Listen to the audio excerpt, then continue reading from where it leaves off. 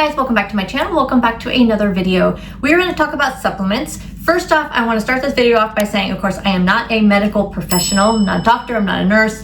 I am not a registered dietitian. I am not even like a nutrition coach. So I cannot tell you anything. I am learning this stuff from my own dietitian that I had for a few months before my insurance stopped paying for it, so I could not afford to go to her any longer. She was a dietitian that specialized in insulin resistance and also in perimenopause and menopausal women.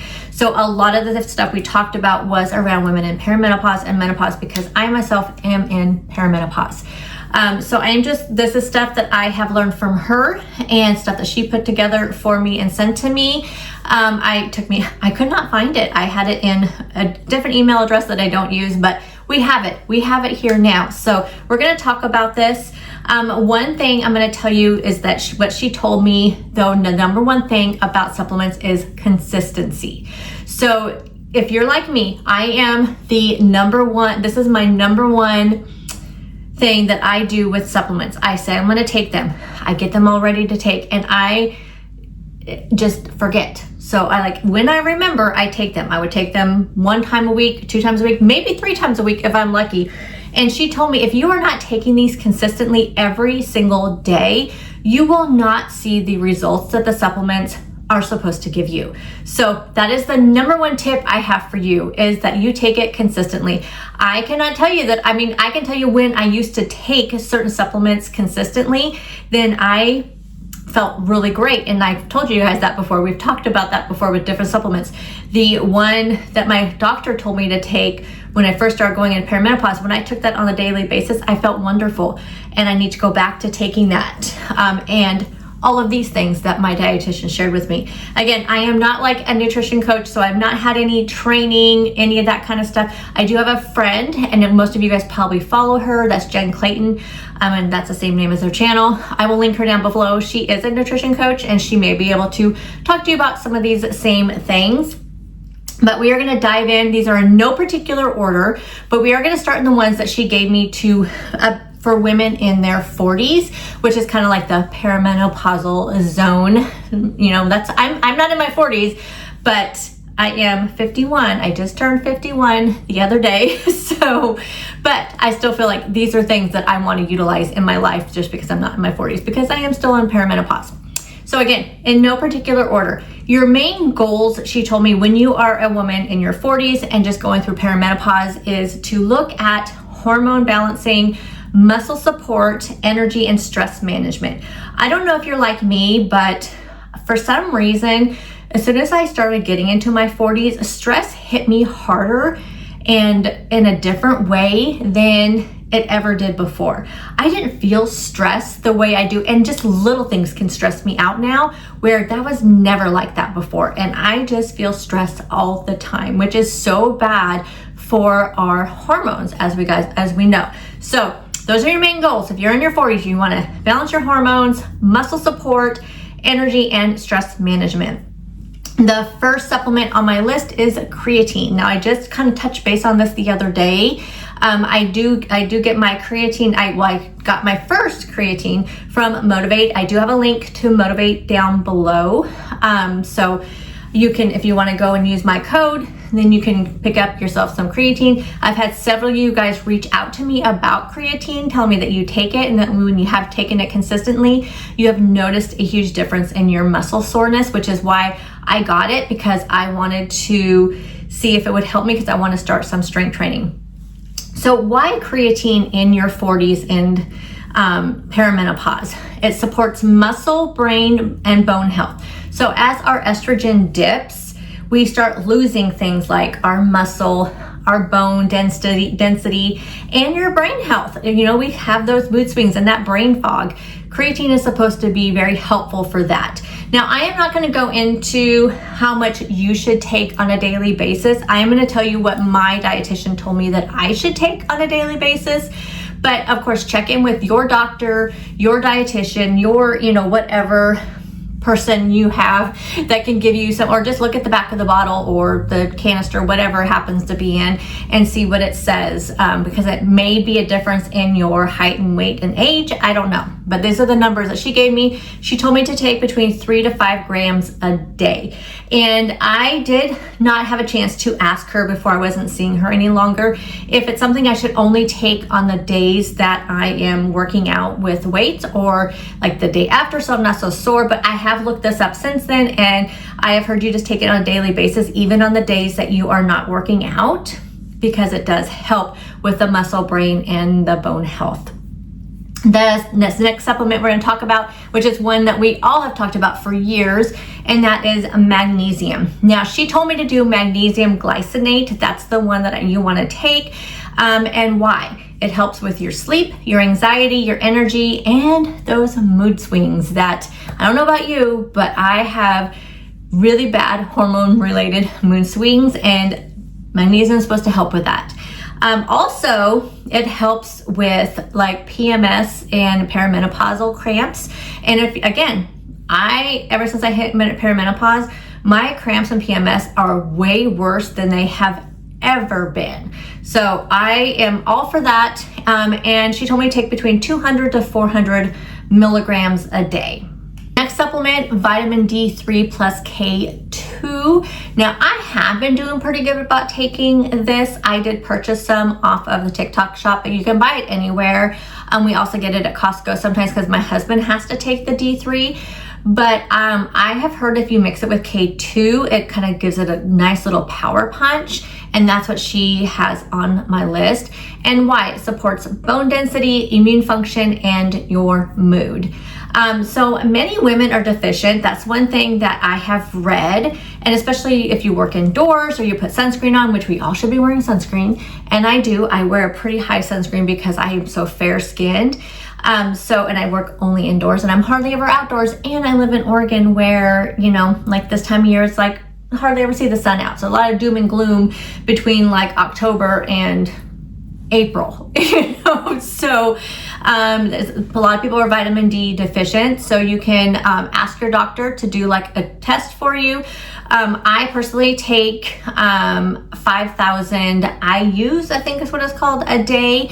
Again, it's you do you find out from your doctor. That was that's the amount that my doctor actually had talked to me about last year to take on a daily basis. Protein. So either whey, plant-based, whatever kind of protein you choose to have. But why? Because women in their 40s, that's when they start losing muscle. It's really normal to start losing muscle when you're in your 40s. So bumping up that protein really helps maintain your strength and your metabolism. So anything to boost our metabolism is a-okay. Now, again, whatever your doctor has told you as far as protein, there are a lot of calculations out there. I personally had my macros done by Jenn, again over at Jenn Clayton, and she gave me a goal of 135 grams of protein a day based on my activity level, my weight, my height, and my age. So all of those things go into how much protein you should have a day. And if you guys watch me, which I'm assuming you do since you're watching this video, you know I do try to get the majority of my protein out of like whole foods versus supplements. I try to limit my protein to 2 supplements a day, and that's in the form of like protein powder, protein bars, protein shakes, pre-made protein shakes. The rest of it's coming from meat sticks, and I try to get the meat sticks that don't have a lot of fillers and that they're very natural. So that's my personal take on protein. Next supplement, omega-3s. Why? Anti-inflammatory, supports mood, heart, and joint health. I don't eat fish. I don't like it. So pretty much anything that swims in the water, any kind of shellfish that walks around on land, I don't eat. So I know I need to get my omega-3s, which is that's where you're going to find it a lot of time. I do get some omega-3s through some foods. I believe chia seeds, flax seeds, all of them kind of have them, but I don't eat those enough to get them. So I do need to take these. So I do have these. I do have to get them burpless. So if you are picking up the supplement, look for burpless ones, because I'll tell you, the omega-3 fish burps are a real thing. So I do have some that are burpless, and that's what I look for. And it'll say it right on the package. I cannot remember how many milligrams. I know I take 3 of these they're huge too, you guys. Just a warning, if you've never taken omega-3s, they are really, really large pills. So if you're somebody who can't take pills very well, I would suggest maybe getting like the gummy forms of them. I'm sure you can. I would suggest that if for some reason you cannot take because they're huge. On here, she said between 1,000 to 2,000 milligrams. I can't remember how many is in the 3 that I take a day. I want to say around 2,000 milligrams. But yes, great for anti-inflammatory, your heart health, your joint health, and your moods. Again, joints are something that we are affected with as we start to go into menopause. And the last supplement for women in their 40s is going to be a B complex vitamin. Again, I get this at Costco. I have a huge container of it that I've had for a long time, and I have hardly taken it because again, you know, like I am so inconsistent with taking my supplements. And why are B complex vitamins great for you? They support your energy, metabolism, and your stress resilience. Why I can say that, resilience. Again, how much, I don't know. I just take whatever it says on the bottle. And I actually have been getting these loaded teas that also have vitamin Bs in them. And I've also been taking like a separate biotin vitamin for my hair because I have noticed that as I have gotten older, my hair has been really falling out quite a bit and it's been thinning, and I have super thick hair. So it is very noticeable that that's been happening. So I've been taking biotin for that. But I do have this B complex vitamin that I can take. And like I said, I have a huge jar of it that I bought like, you know, last year. And yes, it's still good. I did check it. I go through my vitamins quite often because I am terrible about taking them, that I do have to go through them and remind myself that I am just throwing money down the drain because I let them expire. But yes, B complex vitamins support your energy, metabolism, and your stress. And again, how much, I don't know, just look at the bottle to find out. What about supplements in your 50s? And this is like for like people in menopause and beyond. Your main goals as a woman in your 50s or in menopause, your bone density, heart health, brain clarity, and again, continued muscle preservation. All those things go away as we get older. The bone density is like really bad as you get older. That's the reason why strength training is so important and why I keep telling myself this. I am telling you guys this. I need to tell me this. Strength training is so important to, you know, preserve those muscles, help with your bones, your brain clarity. You guys know the menopause, brain fog, and I have a thyroid issue. I have hypothyroidism. I already have brain fog. So to pair that with menopause, sometimes I feel like the other day, true story. This is another reason why I need to be taking my supplements. True story, you guys. I received an email from a company that I work with and they wanted to confirm my address. I could not remember my address. I kept thinking, okay, is this my address? And this is what I had to do, you guys. I had to go Google the address that I thought that I was looking at. I knew what road I lived on. It was the numbers, you guys. And I have 4 numbers in my street address. I had to go look it up and I had to find my house to be able, I can't even believe I'm telling you guys this. But that is that brain fog. And I have got to get under control because again, this is not good. It is not good. So let's talk about supplements that you should be taking in your 50s or your menopause. And for me, I personally feel like you should pair these with the ones in your 40s as well. That's what I'm going to do. So the first supplement, calcium. Again, I have a large container of calcium. And she did say pairing calcium with your vitamin D and K2 is like a powerhouse. Like that is a powerhouse for your bones. So again, I'm going to be starting to take that.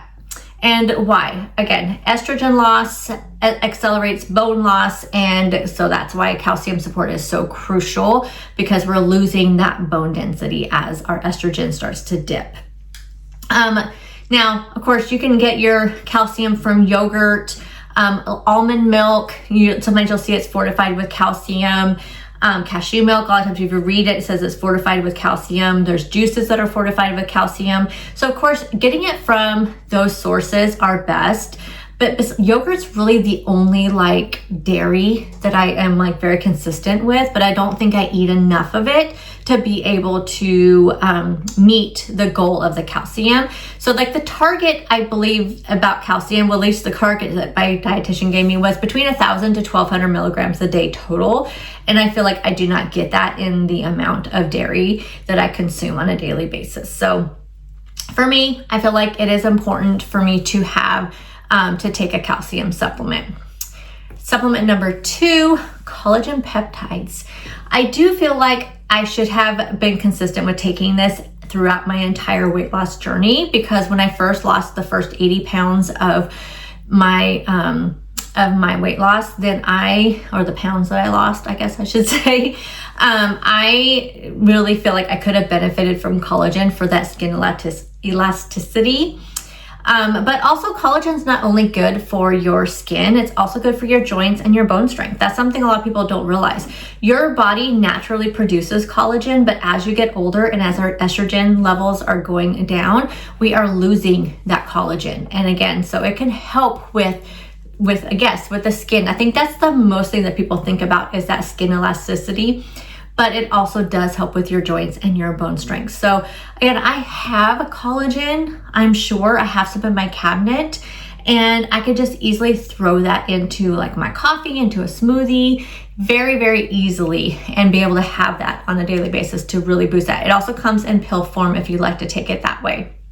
Now this next supplement I kind of heard about, but I never really, I think I've just seen it in the grocery store before.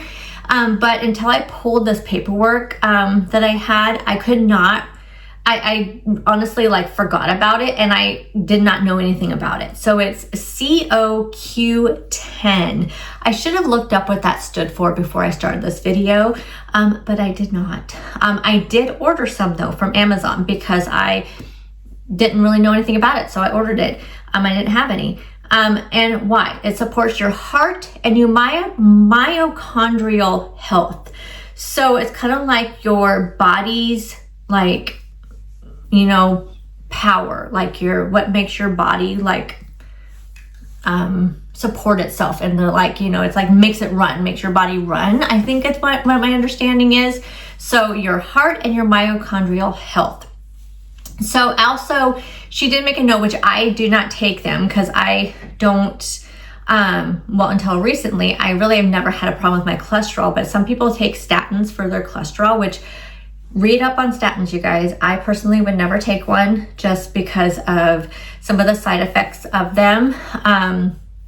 But if you do, or you just have chronically low energy, which sometimes I do, by the end of the week, I have zero energy. And this supposedly is supposed to help with that. So we're gonna give it a try. Like I said, I've never really even heard about it, but it was on her list. So I thought, okay, you know what? I'm gonna get some, and then we're gonna give it a try. The next one is one, again, that I was consistent with for a long time and then just kind of stopped. And that's probiotics. So probiotics are great for your gut health, which your gut health, if you did not know, it really affects your hormone balance, your digestion, and your immunity. They say like everything starts with your gut. So how you're feeling and everything starts with your gut. And if you can get your gut health nice and healthy, your hormones balance, and you can feel really great, and the digestion would be great too. They say to choose one with like diverse strains. So you're gonna see, I'm not even gonna try to say it, but it's like Silas, I think is like the end of them, but there's usually, they say there'll be like a couple different strains in the probiotic, and that means it's a good probiotic. Now there for a while I was drinking that Belly Welly, which has probiotics in there. I also had the pill form for the longest time. I don't think I currently have any probiotics, so it's something I will have to pick up. I didn't even think about when I made my Amazon order. The next one on my list is one, again, that I have been introduced to from my doctor, because it is also something that's good with your thyroid health. And he actually told me about it when we talked about the first time I started going through perimenopause about a little bit over 2 years ago. And that's adaptogens. Now, there are some ways you can have different ways you can take the adaptogens. A lot of people get them in like this, like there's like mushrooms that people can drink in a tea or a coffee. But the ones that she told me about was ashwagandha, which I've heard a lot about ashwagandha. and rhodiola and maca. Now, I used to take maca in, like, I put it in smoothies and stuff, like way back in the day. But the ashwagandha is one that I really have heard a lot about kind of goes along with the thyroid and with perimenopause and menopause. So all of these will regulate your stress hormones, your mood, and your energy. So I did buy one from Amazon that has ashwagandha and I think this rhodiola and then a few other like different adaptogens in them. So we'll see what happens. And then I believe this is the last one. Yes, the last one on the list again is creatine. So she just mentioned that it is something that, yes, you would want to still continue taking. So if you are a person that's like, I don't want to take all of that stuff, I'm like 55, I'm in menopause, so maybe just go with that second list, try that second list of ones that I gave you, but creatine is still on that list. Or if you're going to be like me and you are 51, but you're not quite in menopause, you're still in perimenopause and you feel like you're going to be there probably for the next 10 years because that's how I feel like my luck is and my body likes to be with me. So we'll probably be there for a while. I'm going to do all of them. So I'm going to make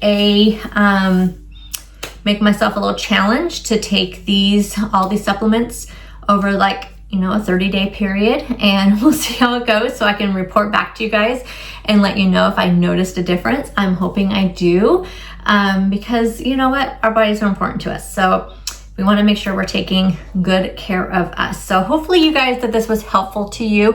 I will, in the description box, I will link all these lists of these supplements along with a link to like Amazon or wherever that you can maybe find some of these products.